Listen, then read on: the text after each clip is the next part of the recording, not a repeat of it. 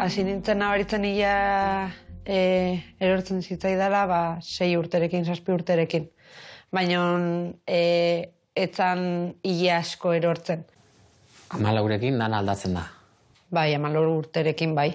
14 urterekin aste batean erori zitzaidan. Batean, dena. Nabaritu nuen burua ikutzen. Burua ikutzen eta orrasten. Nabaritu nuen pila bat hile erori zitzaidara. Zein izan zen zure reakzioa? Bildurra. Bildurra hasiera batean. Haserrea, ere. Segatik neri. Ez? Segin zenuen? Amatxoren gana jun. Korrika, eta esan amatxo ez nago, zerbait gaizki dijoa. Ilea erortzen ari zait, eta medikura jun ginen. Medikoak ez zekaten azalpenik.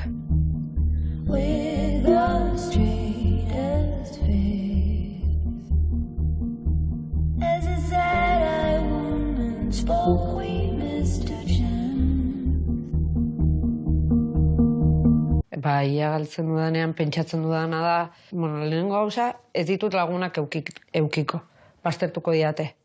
Ja, mutiletaz astu. Hasieran izkutatu nahi nun. Ez nun erakutsi nahi nire burua. Eta lagunak ez badituzu 14 urtekin, zeingo duzu, etxean gelditu. Eta baztertu. Eta txikitu.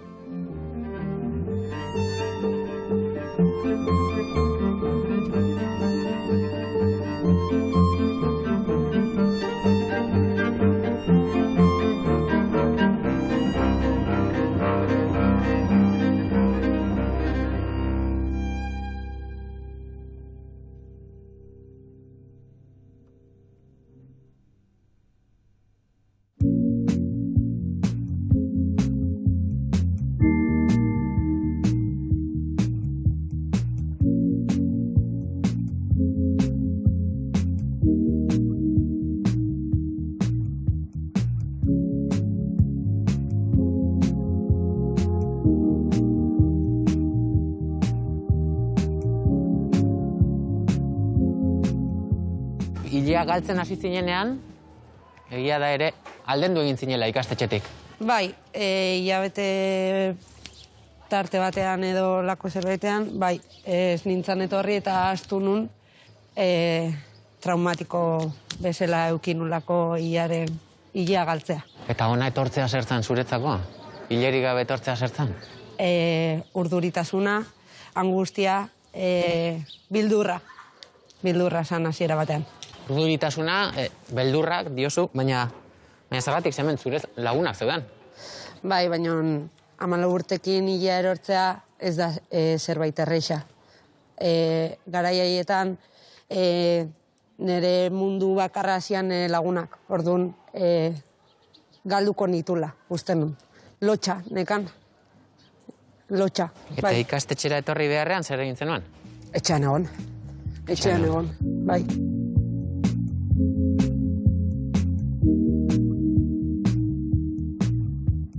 Hamalau urte genituenean, ni gogoratzen dut, 15 egontzela denbora asko, igual eskolara etorri gabe. 2 aste egontzan. Eta guk 15 gaxori zegoela, ez? Besterik ez, zer pentsatuko duzu? Eskolara etorri aurretik, uste dut batzuei komentatu zigula naizula zerbait azaldu, eta egun batean gurekin gelditu zen, eta esplikatu zigun, ilea erortzen ari zitzaiola, baina oraindik ez zekan hileri, ilea bazeukan oraindikan. 14 urterekin burua harrapatu nun. Osabata izeba etxean zeuden, eta bagenekin segertatuko zen, ez? Ile guztia eroriko zela, eta kalentada momentu batean esan genuen, errapatzen dugu burua? Eta ja ikusten dugu nola geldituko zean. Beraiek ere farre zeuden. Orduan, hartu genuen,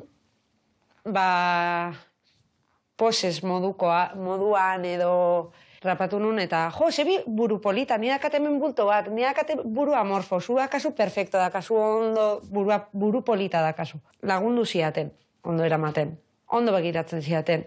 Eta deserosoagoa sentitzen nintzen, 4 hilekin burua harrapatua euki beharren. Osea, 4 hilekin begiratzen nintzen izpilura eta nagoa arraroa. Ikastetxera ez zinen etorri, baina Hendaiara, bai? Bai, Alde egin zenuen.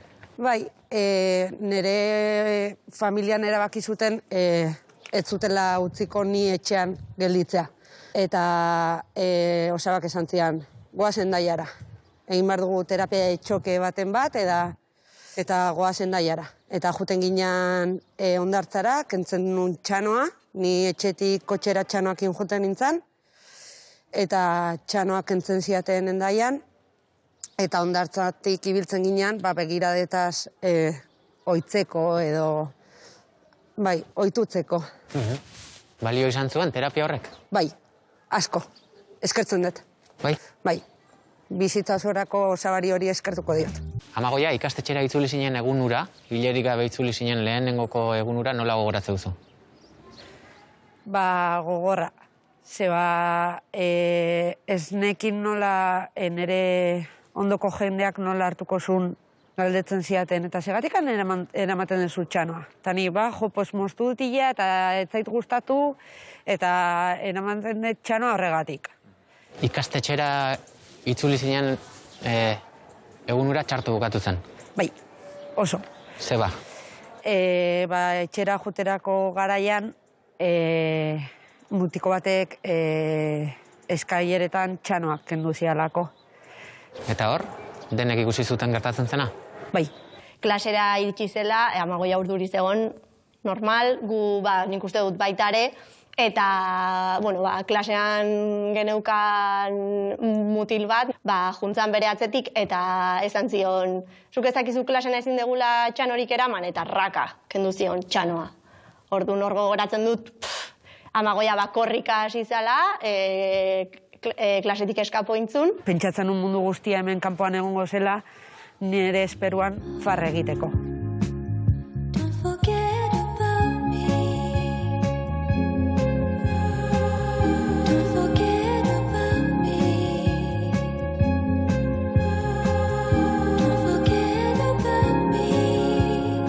Egun nahietan ja hasten zinen lagunen babesa sentitzen? Bai, egun hartan, bai, izan zen klabe.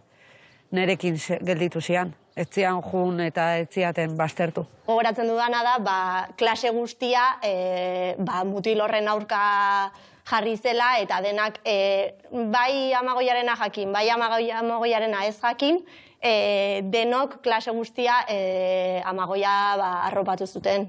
Zure beldurrik handiena bullyinga zen? Bai. Sufritu zenuen? Ez. Ez nuen sufritu. Ez. Babesa. Sentitu nun. Batez ere babesa. Bai.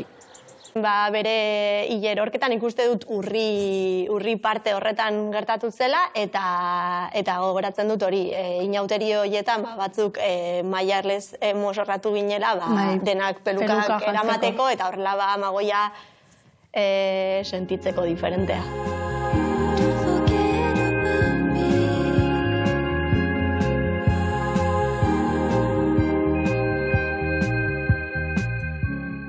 Arazo guztia dago gainontzekoen berdina ez izatean? Bai, 14 urtekin bai. Bai, ez berdina nintzen. Ez da zerbait normala. Ez da arrunta. Nintzen neska bat, non nire hilea zen dena, 14 urtekin. Zure hilea zen dena? Da zure irudia, ez? Zu aurkezten zera, zure lehenengo aurkezpena da zure irudia. Eta nire irudia zen, hilegabeko neska bat. Kortisona eman zidaten hasiera batean, kortisona baina maila oso altuetan.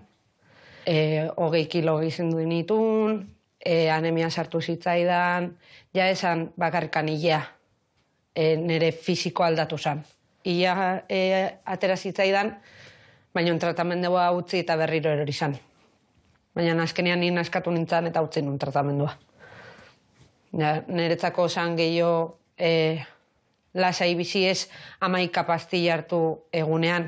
Ez nun nahi tratamendua, zen gehiago borroka tratamenduarekin, gorputzarekin baino edo buruarekin baino. Ni behintzat bai gogoratzen dut, hori komentatu geniola, gaur egun dauden pelukekin, eta ez duzu inongo arazorik izango, egongo zara oso guapa, ezakit zer, eta berak beti super argi izan du, ez duela pelukari jarriko, orduan horretan ez dugu... Zertarako. Bera horrela eroso dago, eta kitxo. Bai. Eta bikotea adibidez esaten zenun, nila merkatutik kanpo nago. Ez da horrela izan. Eskerrak ez dit. Bai, nitaz fijatu da, nigan, eta ez zion garrantzia eman hileari. Bera etortzen zen denbora guztian eratzetik, eta ni ez, osea, hasiera batean ni ere gogorra izan nintzen.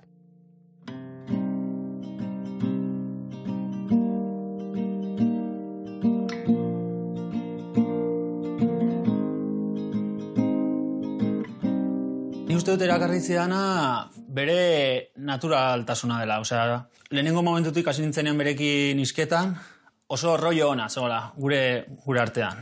Amagoiaren buruzo hiltasuna izan zen zuretzako oztoporen bat, momenturen batean? Ez, nola bera hain naturalki eraman duen beti, bere lagunekin eta mundu guztiakin, eskeni hilerik ez uzkitzea ez nuen arazorik ikusten. Zezango gu jendiak, zaten... Bai, hasiera batean zezango jendiak. Eta nerekin, baina segura, nik galetzen nion. Ziur zaude, zaude ziur. Neri ez, esperantzak eman edo ziur zaude zer egin behar duzun. Diskotekan ginen eta ez ginen egoten elkar hor beste gazteak egiten duten bezala, ez? Muxukatu denen aurrean edo ni hori ezin nun egin. Ez nitun begirada nahi. Bueno, nabaritu duana bai askotan da, igual jendea hasieran ezagutzen dezunean, eta igual amagoi etortzen da, eta kaixo, hau nere neska da. Eta jendeak askotan, eta juten denen amagoia, eta gaixorik dago, zer daka da. Eta hori, hasieran, ez jakitazun hori. Lehenengo urte hori, bakarrik urte hori eraman untxanoa nere burua izkutatzeko. Orain nere burua erabiltzen dut gehiago, dekoratzeko edo eskontzetan, txanoa jartzen ditut. Besteak juten dire pelukerira. Ni jartzen dut txano handi bat, Pamela bat. Hartzen dut ja nere burua komplemento bat bezala, jartzeko tokia. Ez da femeninoa, ez? Telebistan ikusten diren emakume guztiak, modelo guztiak, dira hile luzearekin, jartzen diote ventiladore aurrean, eta hile guztia mugitzen da, ez? Ni niretako irudi sexia da, hori, modelo bat kamerara begiratzen, eta hile guztia mugitzen. Joko asko ematen du hileak, nire ustez. Eta hori ikusten duzunean, ze? Enbidia ematen dit, baina gero ere aurrezten dut irudu asko. Egia da. Bere alde honak ere ditu. Ileari ez diot garrantzia ematen, gaur egun. Ez diot garrantzia ematen, orduan, sexia, jartzen naizenean, edo ni agian jartzen ditut espaingorri batzuk. Ni naizen bezalakoa. Aurkezten naiz. 14 urterekin aurre ikusten zenuen bizitza ilunura, ez da bete, gauza askotan. Ez da bete zertan. Nere bizitza ez da iluna. Nere bizitza argiz betea dago. Kanonak azkenean nork jartzen ditu. Gizarteak. Normalizatzen badugu emakumeak ez eukitzailea kanonaren barruan egongo da, ez? And if there's something I could give, I would have given it before now.